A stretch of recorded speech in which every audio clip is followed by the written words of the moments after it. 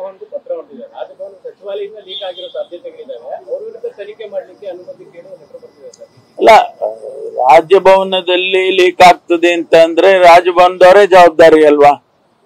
ನಾವ್ ಹೆಂಗೆ ಜವಾಬ್ದಾರಿ ಆಗ್ತೀವಿ? ಆ ಕಾಂಪೌಂಡ್ ಒಳಗಡೆ ಯಾರು ಹೋಗಕ್ಕೂ ಸಾಧ್ಯ ಇಲ್ಲ.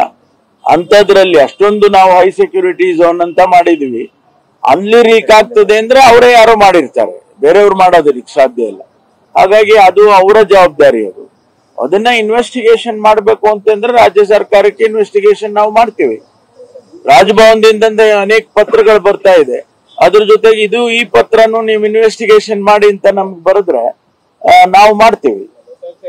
ಅನುಮತಿ ಕೋರಿದ್ದಾರೆ ಸರ್, ತನಿಖೆ ನಡೆಸಬೇಕು ರಾಜ್ಯಪಾಲ ಸಚಿವಾಲಯ. ಯಾಕಂದ್ರೆ ನಮ್ಮ ಆಂತರಿಕ ತನಿಖೆಯಲ್ಲಿ SIT ಲೀಕ್ ಆಗಿಲ್ಲ. ಇದು ಗವರ್ನರ್ ಆಫೀಸ್ ಅಲ್ಲಿ 8 ತಿಂಗಳು ಪೆಂಡಿಂಗ್ ಇತ್ತು ಫೈಲು, ಅಲ್ಲಿ ಲೀಕ್ ಆಗಿರ್ಬೋದು. ಹಾಗಾಗಿ ಪರ್ಮಿಷನ್ ಕೊಡಿ ಅಂತ ಹೇಳಿ. ಅದು ಕೊಡ್ಬೇಕಲ್ಲ, ಗವರ್ನರೇ ಕೊಡ್ಬೇಕು. ನಾವು ರಾಜ್ಯ ಸರ್ಕಾರ ಕೊಡಕ್ ಬರೋದಿಲ್ಲ, ಗವರ್ನರೇ ಕೊಡ್ಬೇಕು. ಗವರ್ನರು ಕೊಟ್ರೆ ಅವರು ಪ್ರವೇಶ ಮಾಡ್ತಾರೆ, ಇನ್ವೆಸ್ಟಿಗೇಷನ್ ಮಾಡ್ತಾರೆ. ಯಾರು ಸಂಬಂಧಪಟ್ಟ ಅಧಿಕಾರಿಗಳಿದ್ದಾರೆ ಅಲ್ಲಿ ಅವ್ರನ್ನ ತನಿಖೆ ಮಾಡ್ತಾರೆ. ಅದು ರಾಜಭವನಕ್ಕೂ ಲೋಕಾಯುಕ್ತಕ್ಕೂ ಬಿಟ್ಟಿರೋದು, ನಮಗೆ ಮಧ್ಯ ಪ್ರವೇಶ ಮಾಡಕ್ಕಾಗಲ್ಲ.